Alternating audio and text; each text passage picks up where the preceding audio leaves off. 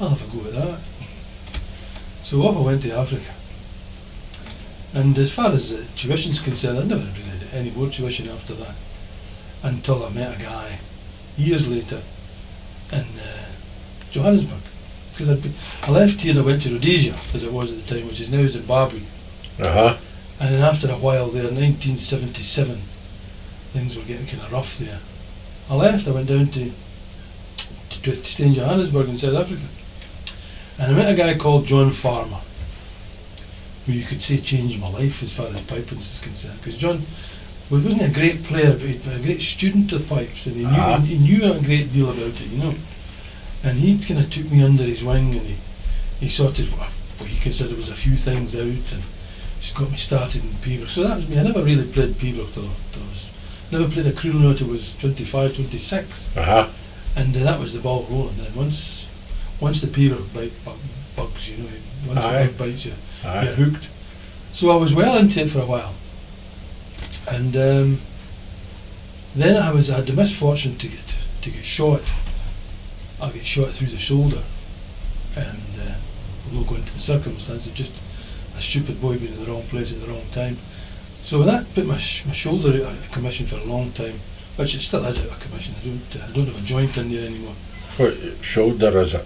My right one. The right one? Fortunately it was fortunately it was the right one. You know? Instead of having to support drones. Yeah, but so that put me out of commission for a spell. But just at the time I was actually doing quite well with the Pipers'Persuasion at the time. Half a dozen tunes under my belt and was up and running, so that put me out of commission for a year or two. And then again, it was the same guy, John Farmer, that got me out of the doldrums. He says, no, listen, you've got to come up and compete. So we went to one of the games and he gave me his pipes and tuned them up, and he says, just go and play. Mm-hmm. So we got back playing again, which was good. And but was it quite strong, the piping in South Africa? Aye, What was the sort of piping background out there? At that time there was a lot of immigrants who were keeping the ball rolling. You know, there was a lot of immigrants. There was various parts of the country. There was a lot, especially around Johannesburg. I mean, I played briefly in the Southern Johannesburg Caledonian Society band, which a chap called Roy Blevins. He was the pipe major. Roy was a really nice guy, and he'd played in the 153 when they won the Worlds, and Jackie Carragher, who played for Greenock, he was in the same 153. There was Murdo Mackenzie, who's now up in, he come from Darley now, he's up in Fort William. There was, you could say there was, at any given time, there was maybe, if we had 10 pipers in parade, you could say 6 of them were Scots, you know. So, aye. And they played over here. A reasonable standard as well. So, Roy was a great pipe major. Roy could get the best out of the guys with the minimum practice, which was good.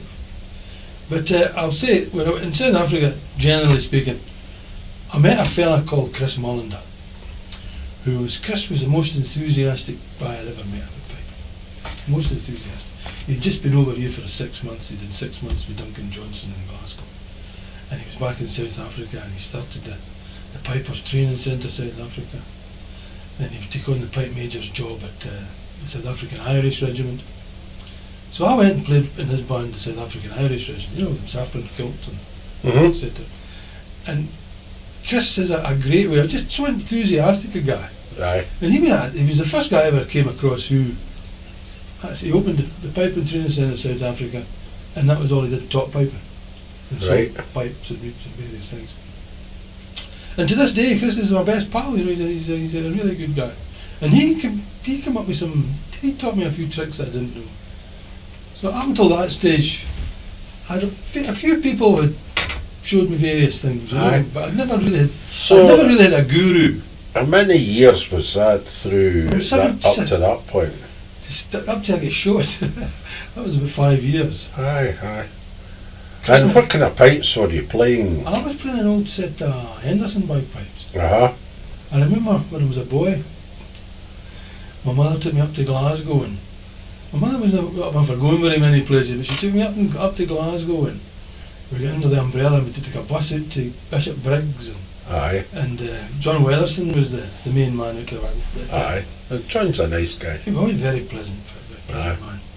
And he had a second-hand set, so he sold me this second-hand set of pipes for £25. I mean, it might not sound like a lot now, but At that time, I think my father's wages would be £10 a week. But so you took them away out to Africa, and this is. Did you play them the whole time you were in South Africa? I think at the 19, I think I thought I was clever, which didn't turn out that way. There was a friend of mine bought, I'd say in 1979 when I started playing again after I'd been shot. He bought himself a set of Granger and Campbell pipes, and this was a lovely set of pipes. They weren't very well mounted, but easy to tune and all the rest of it. So I said to my pal, because at that stage, what I was having to do to tune, I can't lift his arm, so I had to get the bass drone stop and tune with my left hand, which wasn't very hard. So I needed a set of pipes that were easier to tune. So I said, I've got a set of these Granger and Campbell pipes. Mm-hmm. And to be fair, I even sold the pipes I had to get the money to buy them. Yeah. It was a new set of, I think that must have been about the time when at the end of the days when you could buy ivory pipes. So I bought these ivory mounted pipes, and to be fair, they didn't come up to the standard that I wanted, so I started experimenting with them, of course. You know. Right. We'll come on to that in a wee while. Yeah.